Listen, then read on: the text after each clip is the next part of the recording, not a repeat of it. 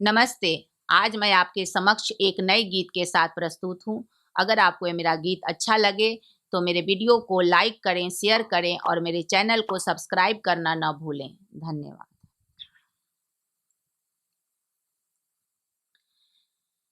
ए पहुना यही मिथिले में रहूना, ए पहुना यही मिथिले में रहूना। जौने सुख बा ससुरारी में, जौने सुख बा ससुरारी में, तौने सुख बा कहूँ ना।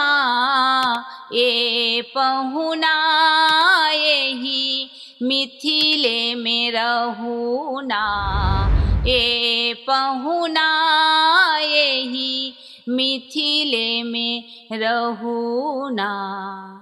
रोज सवेरे उपटन मल के इतर से नहबाइब, रोज सवेरे उपटन मल के इतर से नहबाइब।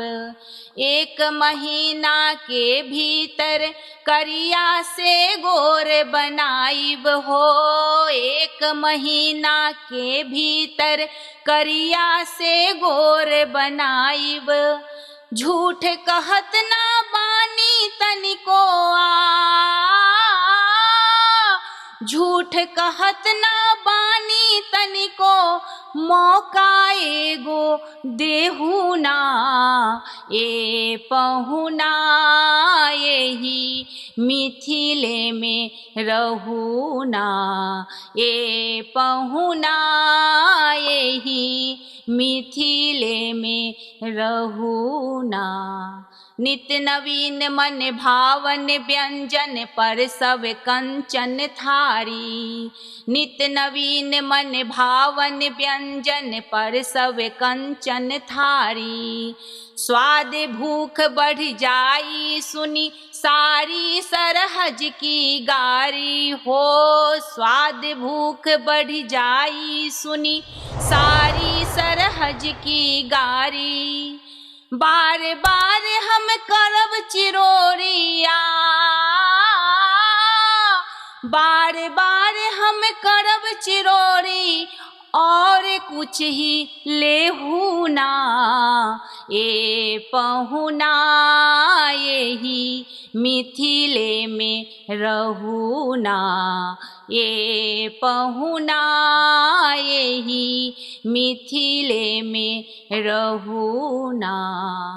कमला बिमला दूधमती में झिझरी रोज खिलाइब, कमला बिमला दूधमती में झिझरी रोज खिलाइब। सावन में कजरी गा गा के झूला रोज झुलाइब हो, सावन में कजरी गा गा के झूला रोज झुलाइब। पवन देव सो करब निहोरा, पवन देव सो करब निहोरा। हौले हौले बहुना, ए पहुना यही मिथिले में रहूना, ए पहुना यही मिथिले में रहूना। हमरे निहोरा रघुनंदन से माने या ना माने हो, हमरे निहोरा रघुनंदन से माने या ना माने।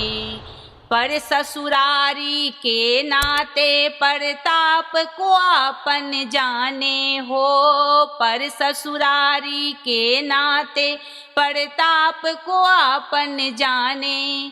या मिथिले में रह जइयो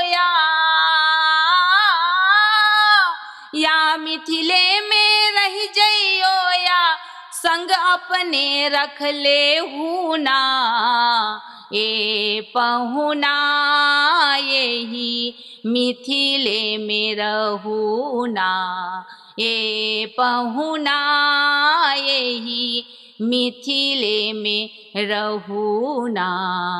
जौने सुख बा ससुरारी में, जौने सुख बा ससुरारी में, तौने सुख बा कहूँ ना ए पहुना, यही मिथिले में रहू ना ए पहुना, यही मिथिले में रहू ना ए पहुना, यही मिथिले में रहू ना।